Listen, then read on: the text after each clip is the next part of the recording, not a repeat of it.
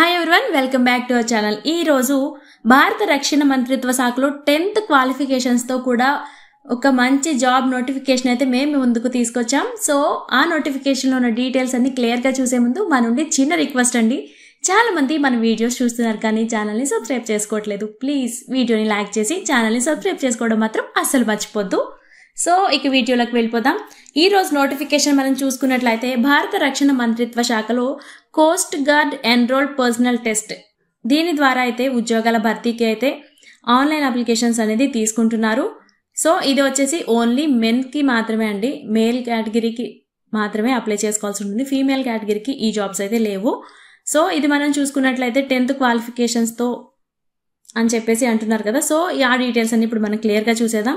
So ఇది వచ్చేసి coast guard enrol ద్వారా అయితే నోటిఫికేషన్ అనేది రిలీజ్ చేశారు.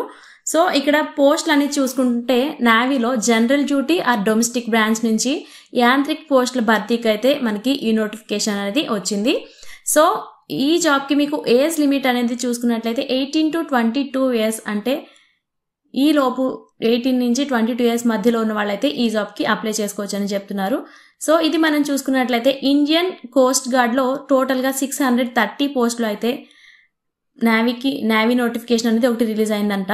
సో ఇందులో జనరల్ డ్యూటీకి 200 వేకెన్సీస్, అంటే మ్యాథ్స్ ఫిజిక్స్ సబ్జెక్ట్స్ తో ఇంటర్ కంప్లీట్ చేసిన వాళ్ళు, అండ్ డొమెస్టిక్ బ్రాంచ్ 50, అంటే 50 పోస్టులు వచ్చేసి 10th కంప్లీట్ చేసిన వాళ్ళకి అయితే ఈ వేకెన్సీస్ ఉన్నాయి అనేసి చెప్తున్నారు.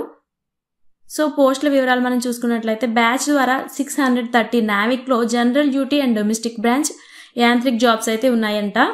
సో ఈ జాబ్ కి క్వాలిఫికేషన్స్ అనేది మనం చూసుకున్నట్లయితే కేవలం నావిక్ పోస్టులకి 12th పాస్ అయిన వాళ్ళు, అంటే మ్యాథ్స్ అండ్ ఫిజిక్స్ సబ్జెక్ట్ లో వాళ్ళు, నావిక్ డొమెస్టిక్ బ్రాంచ్ పోస్టులకి 10th పాస్ అయిన వాళ్ళు, యాంత్రిక్ పోస్టులకి 10th లేదా 12th తో పాటు సంబంధిత విభాగంలో ఏదైనా డిప్లొమా కంప్లీట్ చేసిన వాళ్ళైతే ఈ జాబ్ కి అప్లై చేసుకోవచ్చు అనేసి చెప్తున్నారు.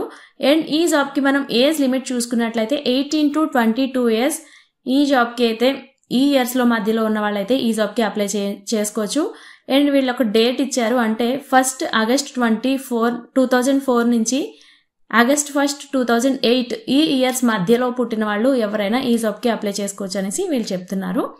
అండ్ SC STలకి వచ్చేసి 5 years ఏజ్ రిలాక్సేషన్ కూడా ఉంది.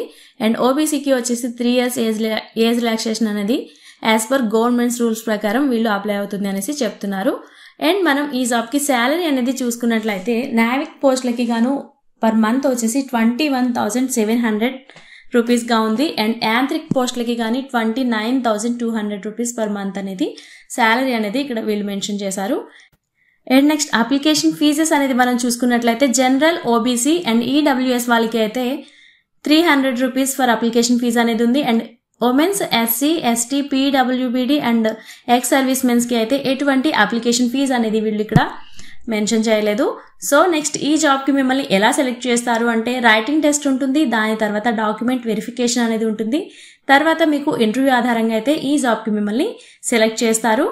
అండ్ ఈ జాబ్ కి స్టార్టింగ్ డేట్ మనం చూసుకున్నట్లయితే అప్లికేషన్స్ తీసుకోవడం June 10th నుంచి అయితే ఈ జాబ్ కి అప్లికేషన్స్ తీసుకుంటున్నారు. అండ్ మీరు ఈ జాబ్ కి అప్లై చేసుకోవడానికి లాస్ట్ డేట్ అనేది మనం చూసుకున్నట్లయితే June 25th 2025 ఈ టైంలో అయితే మీరు ఈ జాబ్ కి అప్లై చేయాల్సి ఉంటుంది. అండ్ అప్లికేషన్ లింక్ వచ్చేసి డిస్క్రిప్షన్ లో ఉంటుంది, ఒకసారి చెక్ చేసేయండి. ఇది ఆన్లైన్ అప్లికేషన్ మాత్రమే, ఆఫ్లైన్ అప్లికేషన్స్ అనేవి తీసుకోరు. ఓకే ఫ్రెండ్స్, ఈ వీడియో మీకు యూజ్ అవుతుంది అనుకుంటున్నాను. మీ ఫ్రెండ్స్ లో ఎవరైనా నేవీలో జాబ్ చేయాలని హోప్ తో ఉంటే వాళ్ళకైతే ఈ వీడియోని వెంటనే షేర్ చేసేయండి. అండ్ ఈ వీడియో యూజ్ అవుతుంది అనుకుంటే ఒక లైక్ చేసి ఛానల్ని సబ్స్క్రైబ్ చేసుకోవడం మాత్రం అసలు మర్చిపోవద్దు. Thanks for watching.